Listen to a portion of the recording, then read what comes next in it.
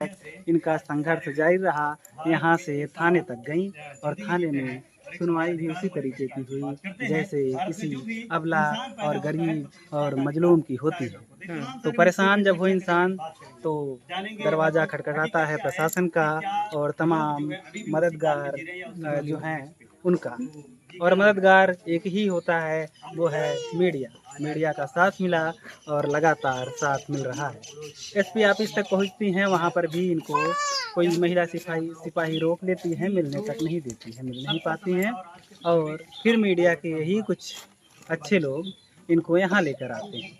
आज अपने गांव में आई हैं, गांव अब इनका ही है क्योंकि इनको यहीं जीना और मरना है। इन्होंने ये कसम खा रखी है कि मैं इसको छोड़कर नहीं जाऊंगी। आइए अब सीधे काजल से मिलवाते हैं और बात करवाते हैं। साथियों, काजल के पास बैठे हैं। दरअसल हम नहीं बैठे हैं, काजल हमारे पास बैठी हैं। बस काजल के घर पर आए हुए हैं और काजल का घर बार बार इसलिए कह रहा हूँ क्योंकि काजल यहीं रहने वाली है। काजल का संघर्ष रहा 3 दिनों का और संघर्ष के बाद आपको सफलता मिलती है और होता भी यही है कि जो क्या भाई स्टार्ट करिए भोजपुरी में तनी मारा ऐसे ना बता। अरे ठीक है, करने दीजिए जो भी कर रहे हैं। अच्छी लाइन बोल दूं, कुछ शायरी हो रही? नहीं, शायरी नहीं बोलूंगा, सीधे बात पॉइंट पर आते हैं और बतियाते हैं। तो काजल जो बैठी हैं और इनसे बात करते हैं। काजल, क्या हाल? बहुत अच्छा हमारा हाल है। हमारे बच्चे भी है, थोड़ा बीमार हो गए थे, दवा ववा दिलवाए हैं, आराम है बुखार का। जब रायबरेली से चली थी तब दिमाग में क्या रहा? दिमाग में तो यही था कि मिथिलेश हमको अपना अपनाएगा। यहाँ की कहानी बदल गई। अब कहानी फिर बनत बा? कहानी तो बनत है लेकिन उनको दबाव दिया जाता है और इसीलिए बदल जाते हैं। उनको दबाव दिया जाता है। लेकिन मिथिलेश का रवैया उस दिन जिस तरीके से था, आपको यही गंदी गंदी गालियां दे रहा था, फिर भी आपको इतना भरोसा है कि उसको दबाव है इसलिए वो आपको गालियां देता है। आप एक बार भी उसको शब्द नहीं बोलेंगे। यह क्या है, एक तरफा वन साइडेड लव है क्या है?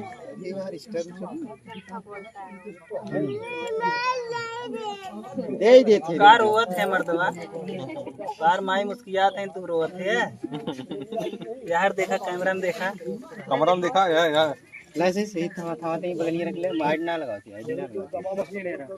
तो उस दिन जब हम लोग पहली बार आए, रात को ही हम लोग को सूचना मिली संतोष के माध्यम से कि जो काजल है वो यहाँ पर आई हुई है और ऐसा ऐसा मामला है। सुबह हम लोग पहुँचते हैं और आपसे सारी चीज़ें जानने की कोशिश करते हैं और आपने बताया कि क्या चीज़ें रही। मोबाइल दे दे यार, हे भाई दे दे खबर, मजाक बहुत या बोला लड़कियां साथियों। मिथिलेश, हाँ पहले मिथिलेश की प्रेमिका हमारे साथ काजल बैठी हुई हैं और 3 दिन के संघर्ष के बाद आज फिर से अपने उसी ठिकाने पर यहाँ पर मौजूद हैं। तमाम संघर्ष रहा और तमाम मुसीबतें झेलनी पड़ी इनके साथ इस गांव वालों को। गांव वालों के लिए एक बार बता दूं कि गांव वाले बहुत अच्छे हैं। इन सबको लगा कि कोई एक अबला नारी आई हुई है जो काफ़ी परेशान है, उसको किसी ने बहकावे में लेकर काफ़ी प्रताड़ित किया है। बस गांव वाले वैसे भी क्लीन हार्टेड होते हैं और इसके लिए गांव वाले धन्यवाद के पात्र हैं। ये कुल कैमरा हुआ क्या?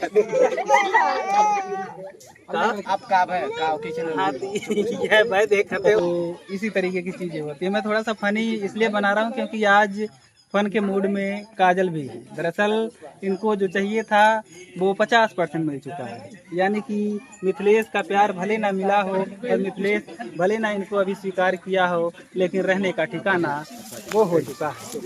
वो भी बताएंगे और काजल ही बताएंगे। हम बताएंगे तो ज़्यादा हो जाएगा, लगेगा कि भैया बेवजह तारीफ कर रहे हैं। काजल जी बताइए क्या हुआ और गाँव वालों ने कितना समर्थन किया और थाने वालों ने कितना साथ दिया और एसपी ऑफिस पहुंची तब क्या हुआ? सारे सवाल एक साथ और सारे के जवाब एक साथ आ जाएं तो हम लोग जल्दी निकलेंगे। पीछे हुआ है संजय। गाँव वाले मेरे साथ बहुत दिए हैं, खाने वाले मेरा कोई सपोर्ट नहीं किया, मेरा प्रधान मेरा कोई सपोर्ट किए हैं। और वहाँ पे ऑफिस में पहुँचे तो वहाँ से मतलब हो गया, सब कुछ हो गया। वो बड़े सर हमको मिले नहीं है, वहाँ से हमको मैडम लोग रोक दी है, अंदर तक नहीं जाने दिए हैं। तो इसीलिए हम घूमते घूमते यहाँ तक पहुँचे। दरअसल तो गई और एसपी साहब से आपकी मुलाकात नहीं हुई, कोई महिला सिपाही थी उसने आपको मिलने से रोक दिया, क्या बोला आपको? बोल रही हैं कि आप रायबरेली चली गई। बोले हमको नहीं जाना है, वहाँ पे मतलब धमका दिए, डरवा दिए। इसलिए हम फिर वापस वहाँ से घूमते। यहाँ कौन लेकर आया आपको फिर? यहाँ पे एक मीडिया वाले भैया थे, हम आ रहे थे धीरे धीरे पैदल आ रहे थे, भीगे थे, पूरे बच्चा का कपड़ा भीगे था। तो मीडिया वाले भैया आ रहे थे, वहाँ से आधी रास्ता से हमको बैठा लिया। कल आपकी तबीयत खराब थी, आपको फीवर बहुत मेरी तबीयत खराब थी, मेरे बच्चों को भी बुखार आ गया, हमको बुखार आ गया, खांसी भी आ रही थी, हर चीज़ भी आ रही थी। वो मिथलेश हमारे पास कॉल किया, बोल नहीं था, मतलब बोल नहीं रहा था कि कहाँ पे हो कहाँ पे नहीं हो। वो अपनी आवाज़ बंद करके चुपचाप सुनते रहा। तो हम बोले कहाँ पे हो राकेश जी, कहाँ पे हो कहाँ पे नहीं हो, मेरी आवाज़ सुन रहे हो, एक बार आवाज़ दो। नहीं, आवाज़ नहीं दिया। फिर उसके बाद यहाँ पे आए, कल मेरे पास कॉल किया, नहीं हो रहा है आधे घंटे तक बात किया। दवा किसने दिलवाई आपको? दवा हम खरीदी। कल आप दवा आपकी मदद गांव वालों ने कैसे की? पैसे दिए, रहने गाँव वाले पैसे भी दे रहे हैं, खाने के लिए भी दे रहे हैं, साड़ी कपड़ा दे रहे हैं, नहाने धोने के लिए सब कुछ कर रहे हैं। ये पन्नी वन्नी ला के तन डाल दिए हैं, बांस बांस कटवा के मड़ई बनाने के लिए बोल रहे हैं। हर एक चीज़ हमारी तरफ से सपोर्ट कर रहे हैं। मिथिलेश से आपकी बात हो गई? हाँ, क्या बोला? वो मुझे बोल रहा आप थाने पे आइए, वहाँ से हर एक चीज़ हो जाएगा, जहाँ पे बोलेंगे वहाँ पे तुमको चलना पड़ेगा। हम लोग चलेंगे, तुम्हारे साथ रहेंगे, लेकिन हम ऐसे रहेंगे। पहले गांव में आओ, गांव में 4 आदमी से बात करो, गांव में 100 आदमी के सामने मेरी मांग में सिंदूर भरो, ताकि सब लोग जाने। उसके बाद मांग में सिंदूर पहले से नहीं, दोबारा से मतलब ऐसे करिए सब लोग देखें तो। अच्छा, एक चीज़ है कि आपकी कुछ तस्वीरें वायरल हुई, अगर आपको बुरा न लगे तो उस तस्वीर के बारे में आपसे कुछ सवाल पूछें। बताइए। तस्वीर आपके पास जो 8-10 जो है, उसमें हमने देखा कि एक में आपके मांग में सिंदूर है और दूसरे में नहीं है, तो ये कब की तस्वीर है? ये सब की तस्वीर है। आपके पति जिंदा थे तब की है, और एक जब आपके पति जिंदा नहीं थे तब की है क्या? नहीं, जब हमारे पति नहीं थे तब की।